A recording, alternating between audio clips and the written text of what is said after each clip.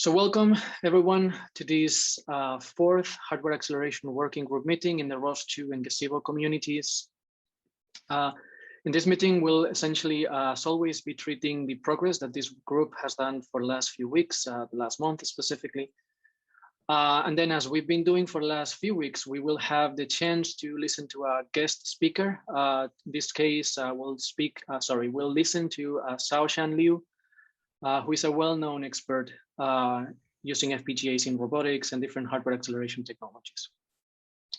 So as typically we've been doing also in the past, I'd like to give the chance to those of you new to the group to introduce yourselves and tell us a bit more about your work, your interests regarding hardware acceleration, so that we have the chance to welcome you. So especially those of you new to the group, please feel free to introduce yourselves. Well, so I guess I'll go first. My name is Shaoshan Liu. So I've been doing FPGA work and robotic work for a while. So glad to talk to you guys today, and hopefully you can establish some sort of collaboration. I do believe it's a very promising field. I have a few collaborators joining today. Professor HAWG. He's a professor at the University of Rochester. HAWG, you want to say hi? I'm not sure if you can hear right now. Hello, are you talking to me? Yep, go ahead. Hi, everybody. So my name is HAWG. I'm an assistant professor of computer science at University of Rochester, and my research is mostly around hardware acceleration, FPGA prototyping of autonomous machines like self-driving cars and robotics and things like that. And so I've been working with Shaoshan and his team for the past few years on really accelerating autonomous machine algorithms. And so, very nice to meet everybody here. Welcome, welcome, and thank you, guys. Thanks. Yep. And then we have Dr. Bo Yu. He's been the CTO of PerceptIn, and he's an expert at FPGA as well. Bo, you want to say hi? Hello, everyone. Very glad to meet you here. Thank you, and welcome as well. And then we have Dr. 2B, Zinsen Wan. He used to be at Harvard doing hardware acceleration for robotics, now at Georgia Tech doing his PhD. All right, welcome as well. Yeah, I'm also the lab mate of the last time the speaker, the Sabrina. We are previously in the same lab. So for now, fantastic. I collaborate with the Dr. Small word. Shaoshan and Dr. Yeah. Fantastic to have you. Thanks. All right, thank you guys. Thank you for the introduction. Everyone else, anyone would like to introduce himself or herself to the group?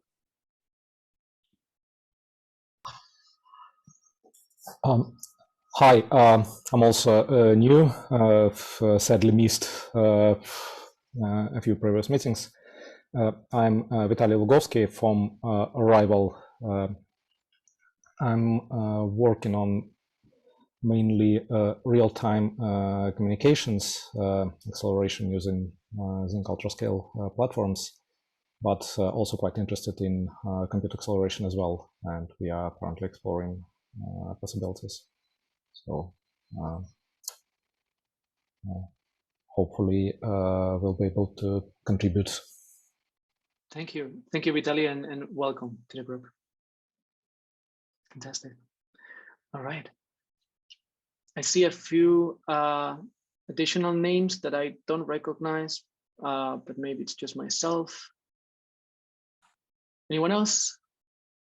I can introduce myself. So I'm Pascal Vermeulen, working at a robotics company. Sorry?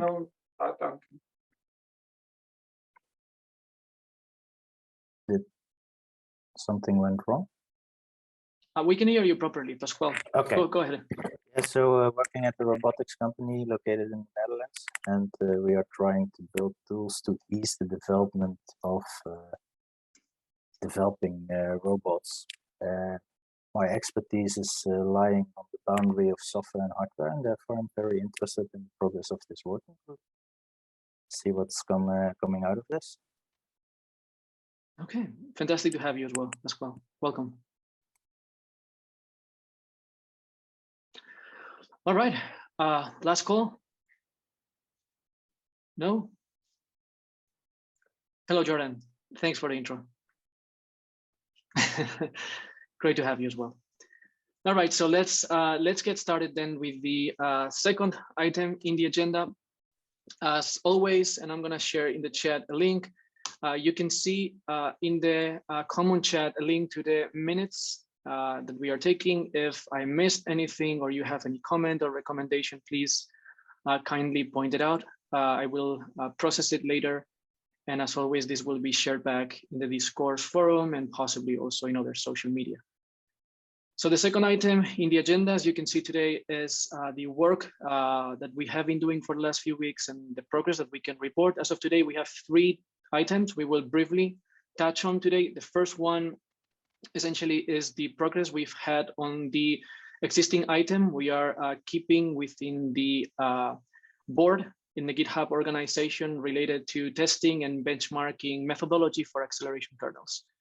So I'm quickly gonna open it up in here and share my screen so that you guys can follow with me. Here we are. There we are. Can you guys see my screen? Yes, can see it. Yeah, yes. Okay. Yeah. Thank you for confirming it. So this is the ticket where we are tracking the again the progress regarding the benchmarking methodology that we hope the community will be able to use for benchmarking across different hardware acceleration solutions, but also across different kernels. So far, we have completed most of the items related to proposing a preliminary architecture, and you can read more about it in this link. And by the way, for those of you new to the group, you can access this in the ROS acceleration organization. And within here, you have different repositories, particularly the board is kept within the community repo. We are keeping here projects related to the phases where we are. We committed to a number of items when we created the group, and this is where we are tracking the fulfillment of those items and possibly a few more that maybe people can contribute with, and we ourselves are also contributing as a group, as a community, and also as individual companies, of course. So the topic that I was discussing particularly is this one. So I'm going to go back to the ticket. And again, so far there's been the methodology discussed and the architecture proposed. There's been an integration of the tools we are using for doing benchmarking already into a ROSified manner. And for context, what we are using is LTTNG, the Linux Tracing Toolkit Next Generation, which allows us to essentially instrument different pieces of our kernels from the the CPU code all the way into that runs in the corresponding accelerator, and also across the different abstraction layers within the Linux stack, which gives us essentially the capabilities we are looking for to essentially track and instrument and benchmark appropriately our ROS computational graphs. So the extensions of the trace tools, which is the integration of LTTNG, the default integration of LTTNG into ROS2 has been done already, and you can read some of the extensions in here. They are very, very simple, essentially pros so far, which can be extended by any of you in your corresponding projects. And the tools that are integrated within this also simplify the process of creating the traces and then extracting the information from each one of these traces. And for context, you can do so directly from the ROS launch, the ROS2 launch system, which simplifies quite a bit the testing, iteration, and collection of benchmarks. So definitely encourage you to try it out and ask questions, ask me directly if you have any, because this simplifies substantially the amount of work you will need to do benchmarks in a somewhat reproducible manner. Now, besides that, and besides the integration, I also have provided a couple of examples on how to instrument 2 very simple ROS2 nodes, individual nodes. At this point, very, very simple. The instrumentation and collection of data of complete computational graphs is a future item. And this is also something that's being discussed actively in the ROS2 community. You will find a few discourse threads where this is being discussed. And together with a few other companies, we are collaborating in the background on how to do this systematically and propose essentially a somewhat organized and de facto manner so that you can do such benchmarking just beyond one single node in one single computer, or multiple nodes in a single computer extended beyond multiple computers and multiple nodes. That's kind of like the objective, and LTTNG does provide those capabilities. We just need to get together on how to do it so that it's comparable across different projects. Again, this couple of examples walk you on how to do it in a very, very simple node, but this can of course be extended and expanded to more complex nodes. For what concerns computational graphs, stay tuned, and hopefully we'll be able to report soon. Besides this, and one of the contributions that has been highlighted this past week that we have been working on for the last few weeks has been adaptive component. Adaptive component is in a nutshell, adaptive component, sorry, in a nutshell, is a composable stateless container for adaptive ROS2 node computations. It allows you to, at runtime, select on whether you want to run your ROS2 nodes purely on the CPU, or if you want to run it in the FPGA or in the CPU, or in the GPU, as it corresponds. It's not fully in one or the other. Typically, there's some interaction with the CPU because, again, ROS2 is CPU centric, but we can definitely offload and accelerate much of it by relying on FPGAs and GPUs. And adaptive component allows you to do so in a very, very simple manner. Technically speaking, it is a ROS2 node subclass that's programmed as a component. Everything we're trying to do in this working group is pretty much following this new trend of making components, which allows for composability at launch time, so that in your launch files, within your ROS2 launch files, you can compose things as desired and put things together in different kind of like executors as your use case demands for it. So again, in this case, it's just a component that has within the class itself a single-threaded executor, which is used to somehow decide which one of these subcomponents, subnodes, is actually giving compute cycles. And of course, typically these subcomponents, these subnodes are the one that corresponds with the CPU node, the one that corresponds with the FPGA node, and the one that corresponds with the GPU node. What this allows us is to have essentially a single node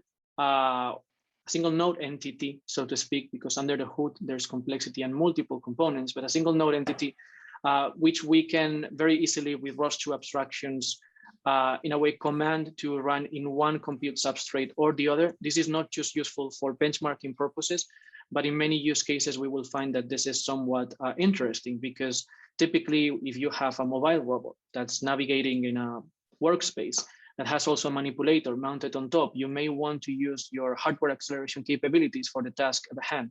Typically, it's navigating around, so you would want to use your acceleration capabilities fully focused on the navigation. And then once it's arrived into its destination, you typically would want those hardware acceleration capabilities, either GPUs or FPGAs, to be fully dedicated, to be fully working on the manipulation afterwards. So this actually allows you to somehow simplify that on and off, and massage and compose the resources by just simply sending information across the ROS2 computational graph.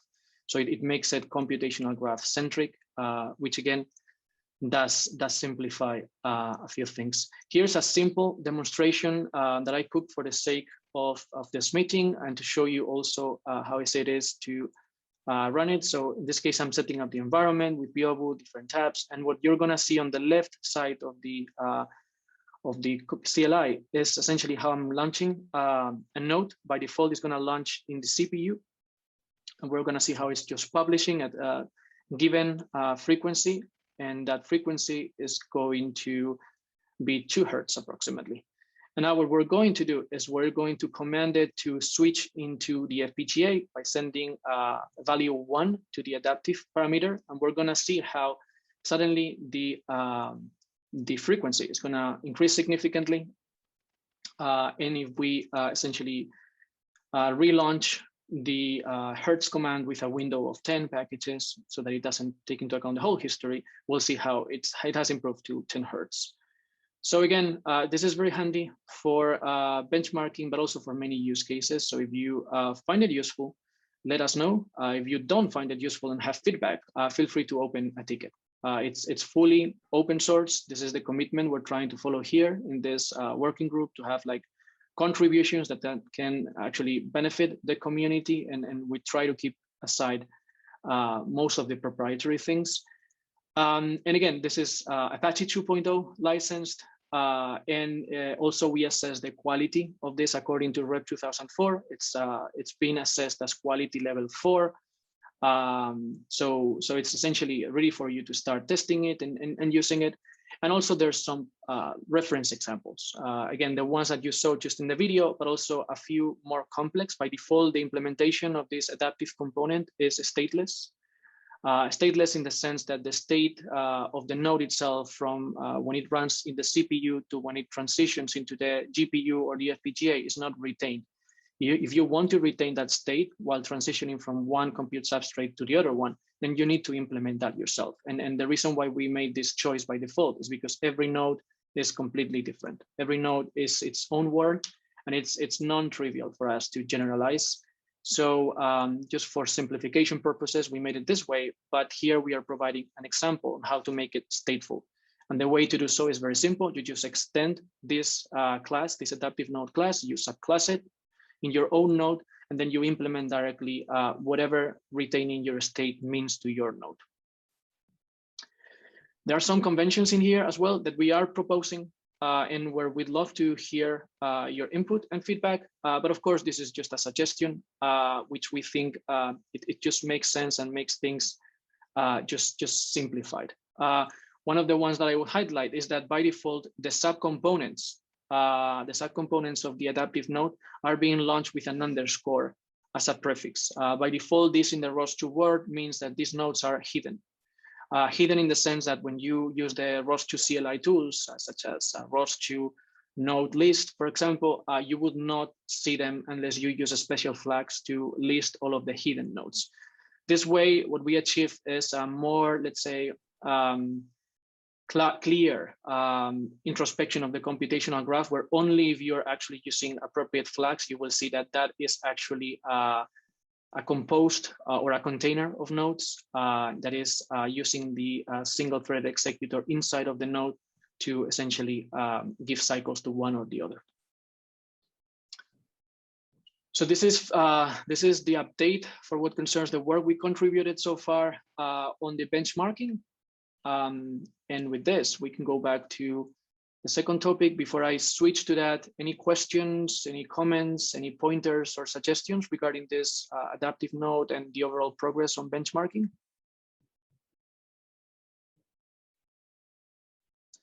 I'll take that as a no and jump into the second topic. So the second topic of the agenda is one of the commitments we made early while essentially discussing our intention, the intention from a Xilinx perspective to lead this hardware acceleration working group and lead hardware acceleration efforts in the ROS2 community. So that happened many months ago in this first post, and here we edited this a few times, and is the result actually of lots of community input. And we created this list, which came down to essentially these objectives. One of the objectives we set for 2022 was to survey the community interests in terms of hardware acceleration for both ROS2 and Gazebo. Since we have this commitment to be resolved within 2022, we decided to kick it off now so that we can start collecting data from you guys and from the whole community. And that led to this simple post where we have prepared this survey. So real quick, the survey, and I'm going to share this link also. Let me fetch the original one that was posted in the, I think this one should do. All right, so I'm sharing this in the chat as well so that you guys can have it handy. And if it doesn't work, please just let me know. But real quick, and since we are in time to modify the survey, please send feedback about anything you're missing or any adjustments you'd like to make. This is definitely the right place wherein to discuss it, or you can do it offline. You can put comments in the minutes and I'll take that and digest it. But in a nutshell, we're trying to capture first how many people in the community believes that they are familiar with the advantages that hardware acceleration can bring to ROS2 and Gazebo. Second, because I've been observing their responses, which, by the way, quite a few have come so far. So I encourage you and your groups to also contribute and maybe share it internally in your corresponding groups, because we're collecting interesting data, frankly speaking. But it's interesting how many people seem to be aware, yet very, very few have developed kernel themselves. So I find that interesting at the very least. So that's what I wanted to capture in those first questions. Then we're highlighting here the group effort of trying to put together a series of conventions and an architecture, reference architecture for ourselves, but also other silicon vendors to join and benefit from the community and the group, as well as add value, of course.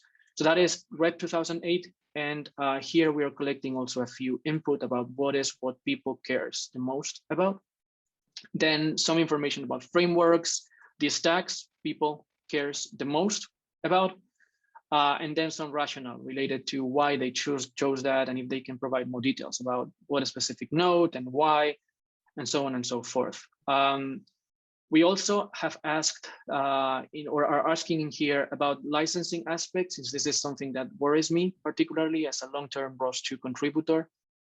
Also we are launching a number of questions about what specific things people would like to see when it comes to hardware acceleration from a computational graph perspective, in terms of whether they like to see raw speed, acceleration and performance results, or maybe the performance actually should be measured by taking into account real time and determinism. And we are getting really interesting data out of this question. So if you have additional bits in here, please say so. And then we're also collecting a few additional data, such as which compute substrate do they prefer or do they plan to use, and then which solutions are they currently using. And in every single question that has options, we have marked, yeah, most of them, the option of saying others, so that people can provide their own answers.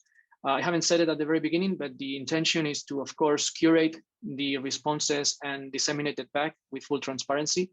This is typically the way things work in the ROS2 community, and we intend to comply with this. Yeah, that's pretty much it. So please, everyone in this call, fill this form if you haven't. Maybe not now, maybe after the call, but please do so, because this is really valuable input for the work that I am personally doing, but also my colleagues at Xilinx and many others. I mean, some other colleagues in NVIDIA and some other people out there, they definitely can benefit from this, so that we do comply with the needs of people trying to use ROS2 with hardware acceleration. So please do so and spread the word. Any input, any feedback on this, any suggestions or comments?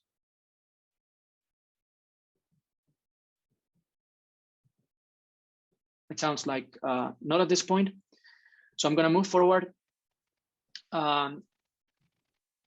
And then the last topic about the review of the progress so far is the first port, the first community port we're having of our architecture to the Ultra 96V2 board. And this is a popular board that's used by many when it comes to FPGA development. And Pedro is taking the lead on doing the port. And I'm actually very impressed by what Pedro is doing, given the complexity and how fast he's doing it. So thank you, Pedro, for all the efforts and doing that. It's awesome to count on you if you're out there or listening later.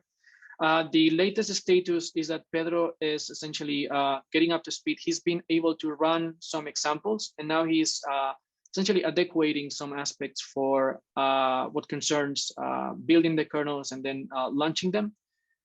I'm helping Pedro on the way, and possibly I will try to find some time to give him an extra push. But hopefully before the end of the year, we can have a first community official board. And then from that one, I'm very well aware that there are a few others ongoing that hopefully will come out to the light. And with that, we will have this same architecture ported not just to purely FPGAs, but also GPUs, and with that take off from there and gain popularity. All right. So if there are no questions regarding the progress so far, what I will do is introduce formally our guest speaker. So essentially, I'd like to introduce to everyone, though he already introduced himself, but anyhow, For the sake of completeness, Shaoshan Liu, who is PerceptIn's founder and chairman.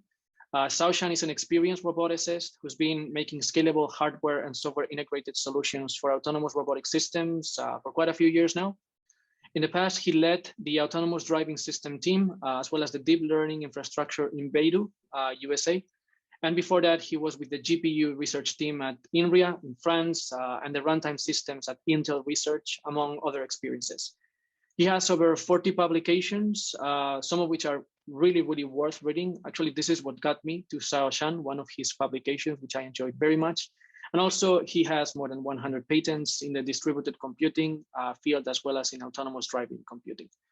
He'll tell us about his experience so far with hardware acceleration in robotics, and hopefully you all will enjoy it very much. Shaoshan, stage is yours and very welcome. Well, thank you so much, Victor. Let me bring up the slides. All right, can everybody see? We can see it.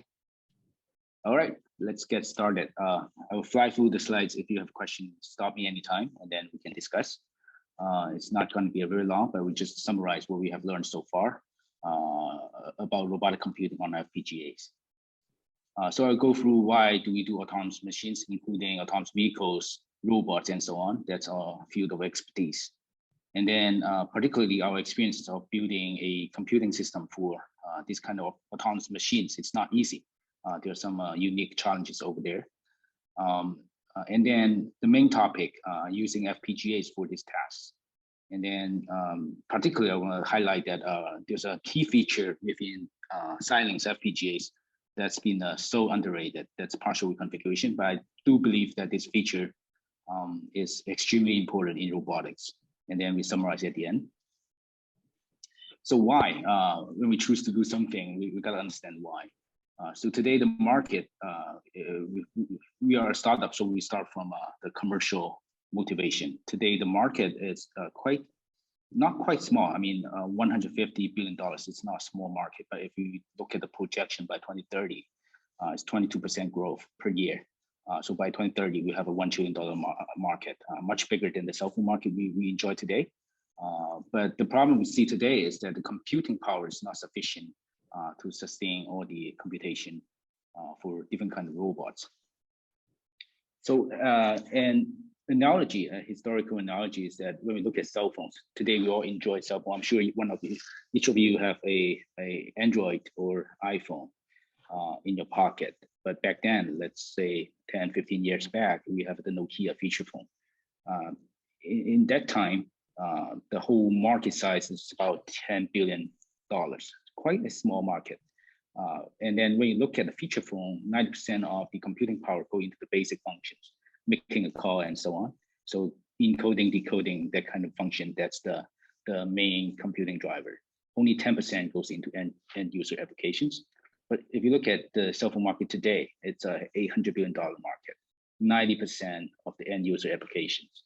The computing power is dedicated for end user applications. It's YouTube, Instagram, Facebook, and so on. Only 10% go into the basic functions. So it's the app ecosystem that grows the market.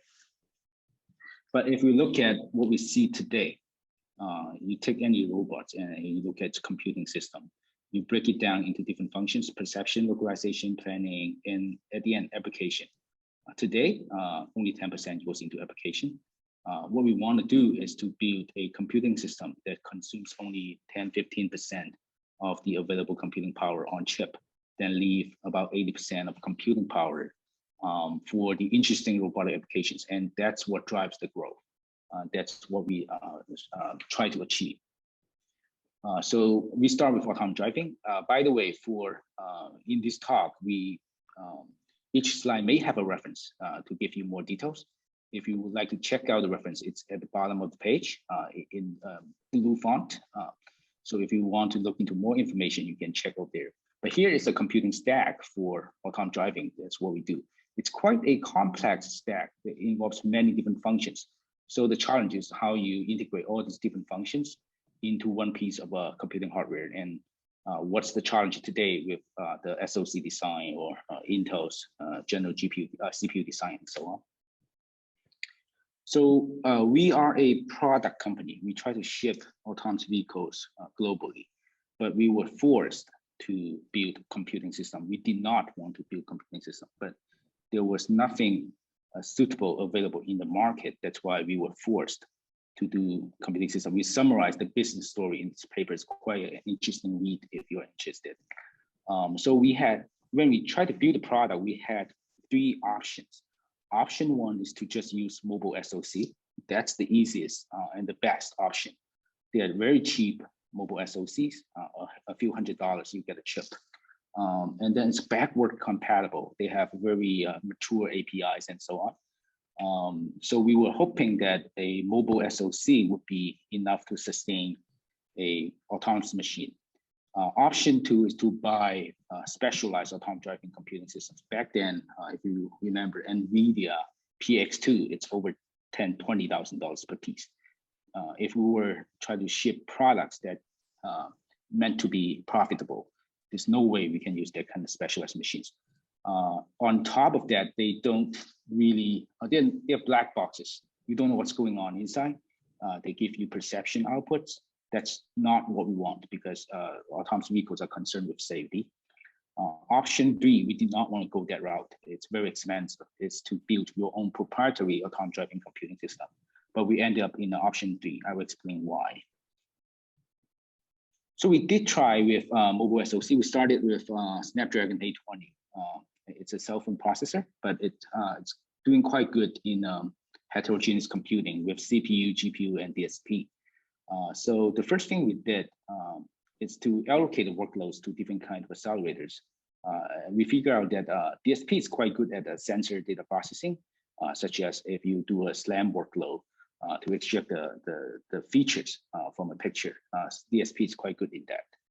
GPU, as you all know, even a mobile GPU is quite good in deep learning. So we use it for object recognition.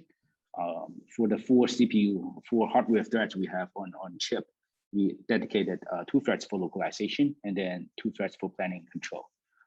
But it was not enough to drive a car. It was enough to drive a small indoor robot. So the mobile SoC picture, it's out of the picture. We could not use that for our project. Specialized computing system. Again, it's a black box. We did not want to play with a black box because we want to guarantee safety for our customers.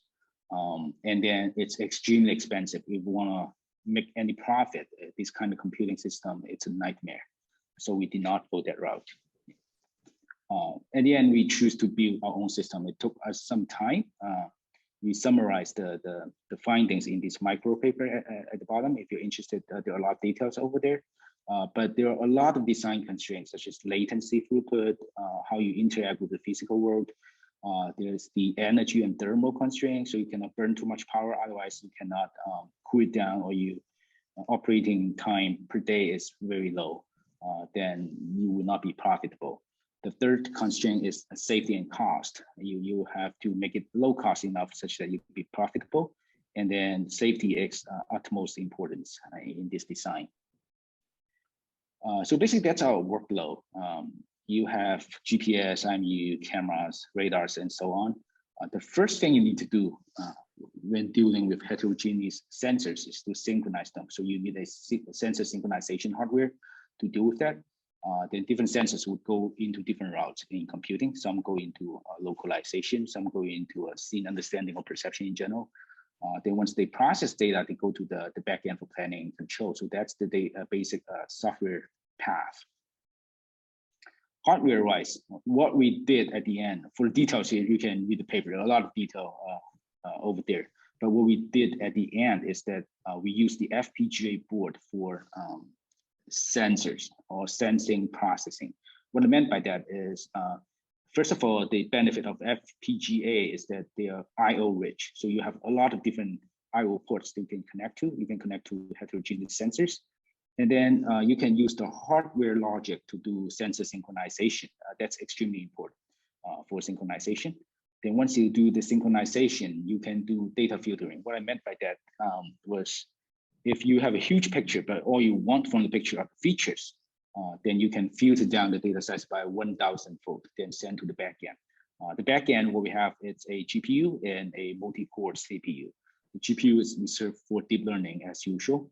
CPU is for planning and control tasks. Then we connect that to the CAN bus to control the vehicle and so on. So that's the basic setup. So the takeaway is FPGA is really good at I/O and then really good at pre-processing. So that's our first summary. Then it's an ad hoc design when you think of it. It took us a year. Then if you want to do a new generation product, you might have to repeat that process. That's exactly what we don't want to do. So we sort of want to summarize what are the patterns of autonomous machine computing. Then we summarize two kinds of autonomous machines. It's in two graphs. On the left, you see a level 4 autonomous vehicle. Different modules have different blocks or functions in that stage. On the right side, you see the simplest form of robot, which is a robot vacuum cleaner. It's quite simple, but they demonstrate the same pattern. You have a huge amount of data rushing in on the left-hand side. And then for each stage, you filter down the data size. And at the end, you have a small amount of data going out to control. So both graphs exhibit data flow pattern. We have summarized the pattern in the paper at the bottom. I welcome to check it out, but it's quite interesting. For different kind of mobile robots, when you deal with mobility, it follows the same pattern. So we summarize the pattern here. First pattern is that there's a continuous input. So it provides abundant parallelism. In traditional computer architecture, what we deal with is sometimes there's a huge spike in parallelism, but you don't have enough computing resources to deal with that kind of parallelism. So it kind of stalls the whole pipeline. And at other times you have not enough parallelism. So you are wasting a lot of resources. That's very hard to deal with. But in robotics, you don't have that problem because data just continuously rush in. Second of all, it's flexible dependencies. What I meant by that is that usually in a producer-consumer type of a relationship, the consumer has to wait for every data item from the producer. But in robotics, since we are dealing with a real-time system, we only take the latest item. So if there's a queue of the buffer, we only take the latest and we'll flush the buffer.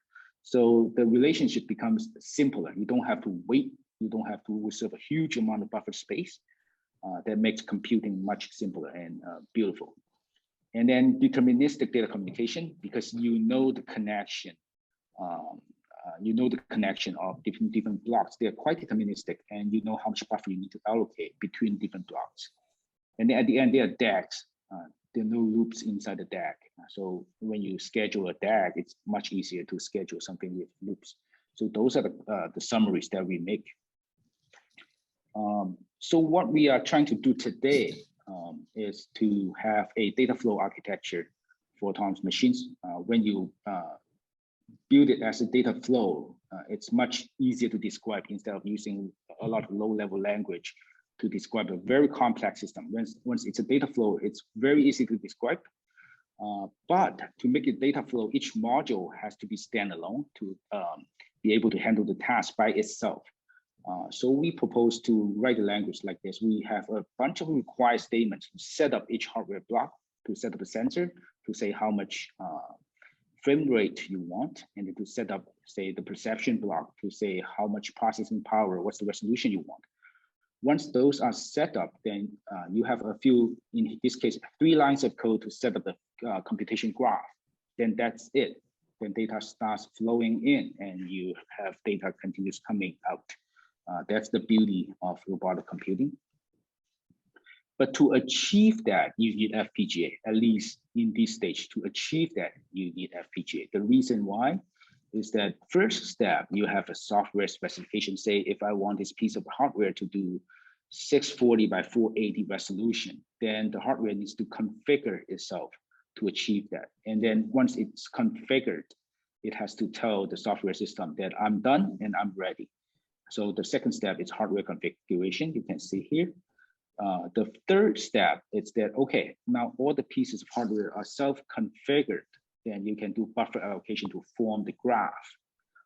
So once the graph is formed, computing starts. In runtime, you can do self-optimization such that, for example, if you are a feature detection block, and you are in a very clean environment, you might want to turn down your frame rate such that you don't have to consume that much or resolution to conserve power, to reduce the amount of hardware you use. So we summarize that configurable part in this year's micro conference. It's called Architas. So that's our basic high-level design. But what's key here, I think, it's partial reconfiguration. It's such a beautiful feature. When I was at Microsoft Research about almost 10 years back, that's the project I did. I figured out that that's quite a beautiful feature, such that you can divide your hardware real estate into different parts. Then you can dynamically configure these parts depending on different features you need. So you can have these different partial bit streams. For example, for localization, you can have bit streams for different localization algorithms to swap in and out at runtime. It takes less than a few milliseconds to do the swapping. So that would help you to adapt to a very dynamic environment, as well as to reduce power consumption at runtime. So I summarized that finding, especially energy efficiency part, in the following paper. It's quite an old paper. But then after so many years, partial reconfiguration is still a less well-known feature in FPGAs. And I don't think that's acceptable, especially if science is trying to enter the field of robotics. So a quick summary, I do think FPGAs are the best platform for robotic computing for several reasons. First of all, robotic workloads are highly dynamic, so you need to change at runtime. Either at configuration time or at runtime, you have to change it to adapt to the environment, to adapt to the feature requirements. Second of all, unlike ASICs, FPGA offers scalability of field programming without going through manufacturing. Especially today, we're going through a chip shortage. If you can reuse a lot of FPGA, that would help a lot, and you can do over-the-air update of hardware and so on. And then partial configuration, again, it's so underrated today. And then to do partial configuration is very challenging.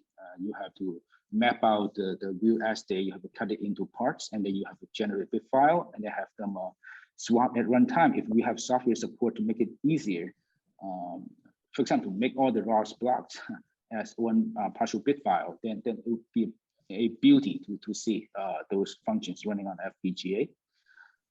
Another takeaway that from our experience is software support for FPGAs is too weak. If, say, for example, a company like Xilinx, if it wants to be successful in the age of robotics, then you probably need something like a CUDA for FPGAs to take off. For hardware perspective, I think FPGA is very suitable for robotic computing, but from a software perspective, it's really hard. You don't have enough FPGA talent to do that kind of programming.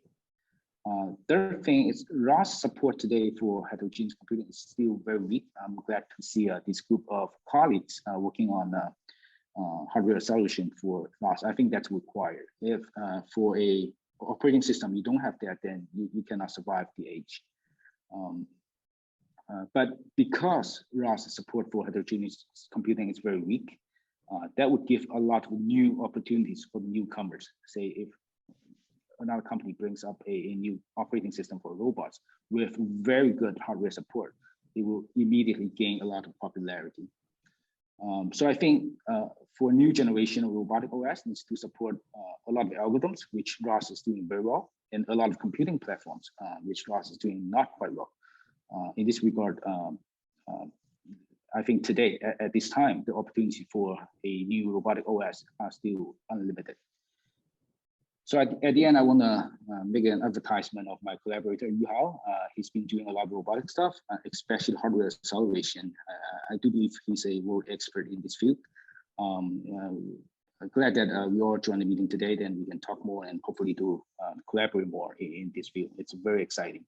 And that's the end, and thank you so much. And now it's time to let's communicate if you have any questions. All right, thank you so much, Shaoshan. I enjoyed it very, very much, your presentation, and I'm sure there will be a few questions. Thank you, Yuhao, also for joining, and it's also great to see you there. Okay, so I have a few questions queued up in here, but I would like to give the chance to everyone else before I go. Questions?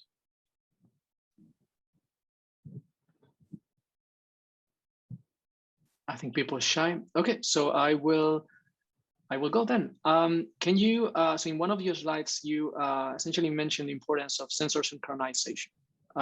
Can you comment a bit more on this particular topic, sensor synchronization hardware, which you particularly mentioned? And essentially, what are you using right now in your actual solutions? Yep, definitely. Let me bring up we do have a paper on that, by the way. Let me bring up the paper. So basically we do it, you have some software protocol in Linux that you can use that's for software synchronization, but you need hardware. And then hardware needs to be triggers. For example, LiDAR, they need to be triggered in order to do sensor synchronization. For cameras, sometimes it's passive. So it depends on the sensor. You have to design different mode of operation to do the synchronization. But let me see if I can bring up the page. Oops. Can you see my screen? What I'm seeing right now? It's loading. I can't see it still. I cannot. Let me try again. How about now? You see something? Wait, we can see it now. Yeah, yeah. Yep, that's we put our hardware and software solution over there. So if you're interested, I think that's the one to read. So for us, we implemented the hardware logic in FPGA. So basically, you need a trigger for some of sensor. You need a trigger to tell it to capture a frame, then the frame will come back. So it's the trigger that you need to send it to different sensors. For other passive sensors, the data just rush in. Their firmware will have a timestamp. Then you have to calibrate the timestamp. So it's this kind of detailed stuff that you need to deal with in hardware and software. Okay, this is interesting, and I'll definitely have a read. My question came more maybe from the edge of, so I do have a bit of past experience in doing essentially distributed synchronization, and in such cases, we tend to use like BTP for doing synchronization around multiple subsystems. So I was just wondering if you were using such a thing across the different sensors, where each one of them had essentially synchronized timestamps, or if you were doing this on the go within the FPGA once you receive all of the data. But it does sound like the answers are in this paper. So I'll do my reading, and maybe I will follow up with some questions to you. Yep, a short answer is that we use NTP. I do believe the product is NTP, such that it gets the signal from GNSS, the satellite atomic clock. So that's the source. That's where you get the source. Then we distribute the source to different sensors through FPGA. So that's the short answer to your question. Okay, thank you. No problem. So I have a question. I mean, the methodology you use is an explicit synchronization. It's not, you are not taking advantage of any streaming programming of the FPGA. So with the FPGA, we have the ability to create producer and consumers of information that can self-synchronize themselves in a streaming, with a streaming mechanism. Are you taking advantage of this particular methodology, or are you explicitly sending a synchronization signal? Well, for camera, we might be, but for some of the other sensors, they do require a trigger. For camera streaming, it's natural, right? But for LiDAR, sometimes they do have a bit for you to send a pulse, and the data will come in the pulse fashion, I think. Yeah, what I mean is it's not a stream in the sense of generating a stream of data, but it's a stream in programming. So the different producer and consumers are generating a trigger, and they trigger themselves into an implicit communication. So they have a possibility to create merge or to create a split of frames, and specifically waiting for a specific trigger.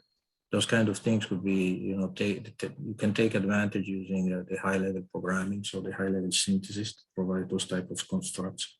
And maybe got it. This is an avenue. We'd love to check it out, but the problem we see in the field today, at least still today, is that the sensors are highly heterogeneous. So they do have different interface and protocol. So once the data cross that interface, then we can use streaming. But before they cross, we need to timestamp them.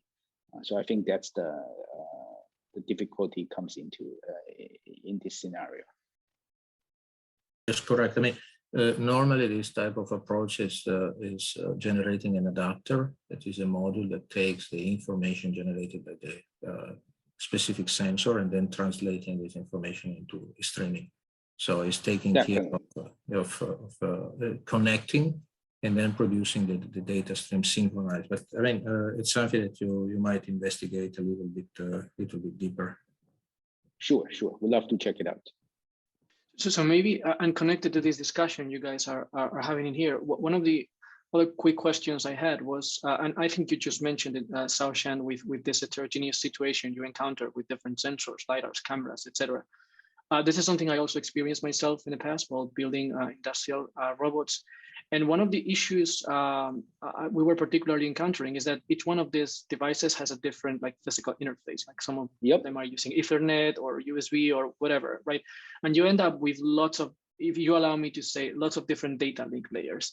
So one of the ideas we've been discussing internally, and also we can extend it to the group, is to what extent in real applications, to what extent roboticists like you would benefit from having, let's say, data bridges, data translators from one data link layer to another data link layer, because often what you're doing is just passing the data from one source, right, from the camera bus to a different bus so that it goes to the corresponding processing system. And often you're doing this all the way up through the OSI stack, going to the application layer, and then all the way down into the corresponding other data link layer. So you do waste lots of compute capabilities in going all the way up and down in the stack.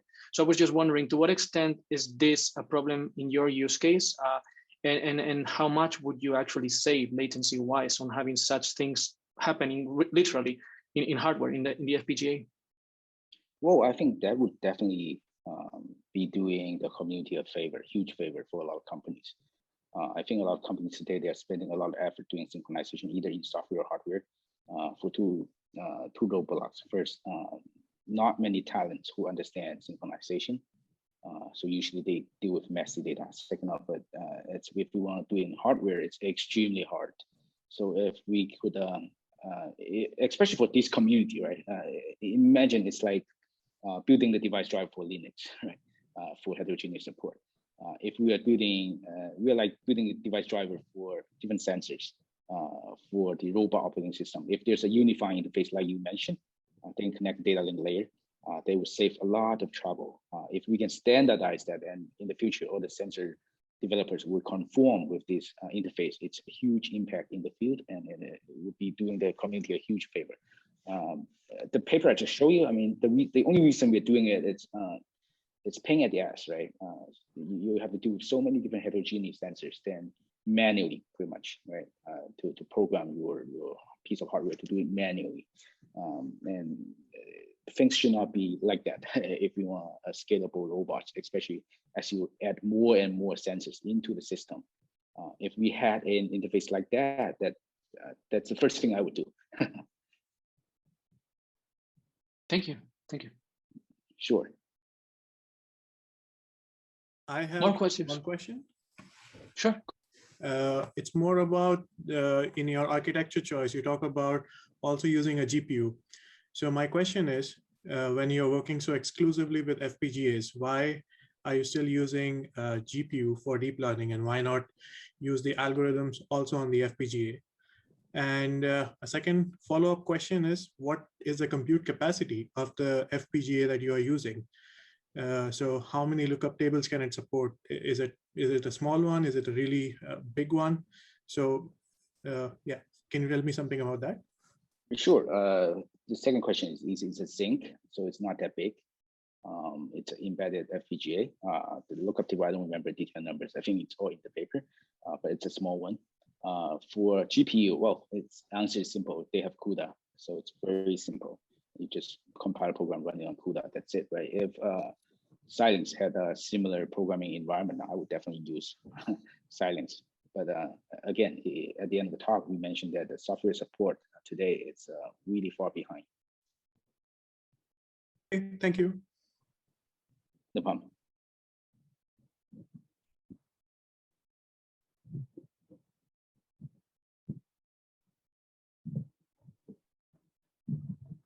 Anyone else? I can try again. So in one of your papers, at least one of the ones that captured my interest, which I will share here with the group. Let me do. Oh, there's lots of people. Okay, everyone in here. So in that paper particularly, I found interesting how in the conclusions section you do mention pretty much what you summarized at the end, the fact that you're a strong believer that the capabilities of FPGAs fit nicely with robotics, but then you follow up by saying something like that any ASIC-based accelerator will be months or even years behind the state-of-the-art algorithms. And I think that the rationale is pretty well understood on why you're saying that, because of how costly time-wise and resource-wise it is to produce ASICs. The question is, by when do you think, if you ever think it will happen in robotics, by when do you think like ASICs would start making more and more sense in the field based on your experience? I think it would take a while, right? If you look at autonomous machines, each algorithm or each module, it's its own field. If you go back 3 years, where perception is its own field. Pretty much all the CNN paper today is perception. Planning control, it's by itself its own field. Localization, I mean, if you check out the robotic papers, the SLAM paper by itself is its own field. And we are talking about generating a block by block accelerator and putting all of them together into piece. I think it's at least 5 to 10 years of effort if you ever go that route. Who knows, right? If FPGA is good enough, then you might not have to go that route. And then if software optimization techniques is good enough, you might not have to go that route.